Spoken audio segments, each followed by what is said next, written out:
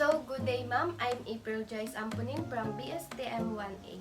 So, for today, I will discuss about biodiversity in our world. So, what is really going on in our world today? Air pollution are chemicals and particles. What causes air pollution?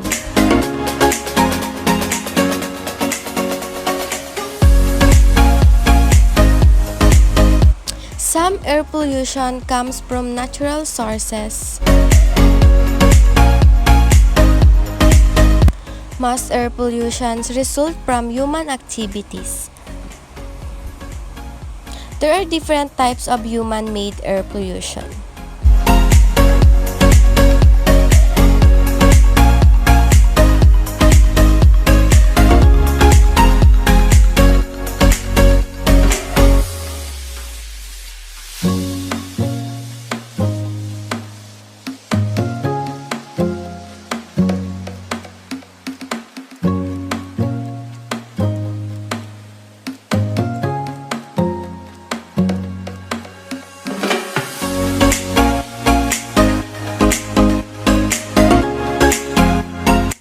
Deforestation in the Amazon rainforest and elsewhere reduces the amount of carbon dioxide removed from the atmosphere by plants, a natural process that mitigates the effects of climate change.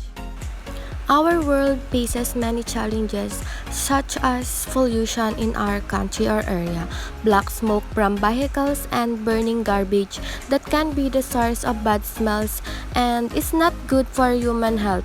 So it is really worthwhile that every human being has self-discipline and love for our nature. Also, one of the things we face is the cutting of trees in the forest or wherever it is. So many places in our world are flooded because of the activities of people who do not love our nature, our country.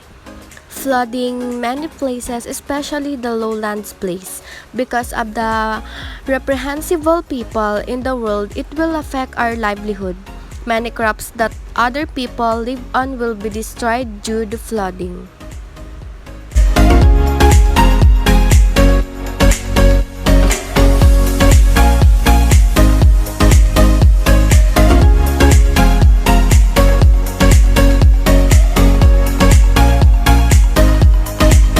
So, the bad things that often happen in our world are the neglect of people in our environment, like garbage that is scattered everywhere on the roads. In the seas, rivers, it is usually what people do disposing garbage in the wrong cork destroys our nature due to human habits that do not know how to be clean in our nature. So now we can see that garbage piles just on the side edge of the road. Another, when you go to the sea or river, too much garbage also in around it.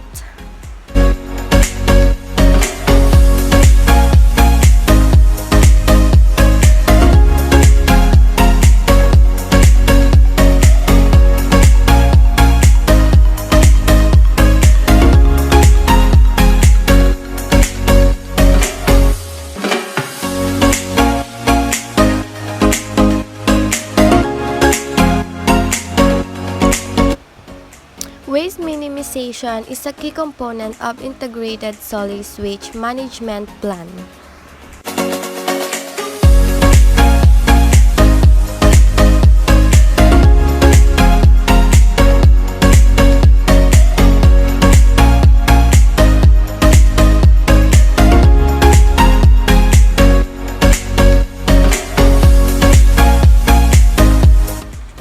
In the face of our country, we need to unite. Let's work together to save our own world for our God and for our health. Let's not let ruin because of undisciplined people. Let's unite. Let's change things that shouldn't be done. At the same time, let us save the world through our unity. Save our world, save our planet.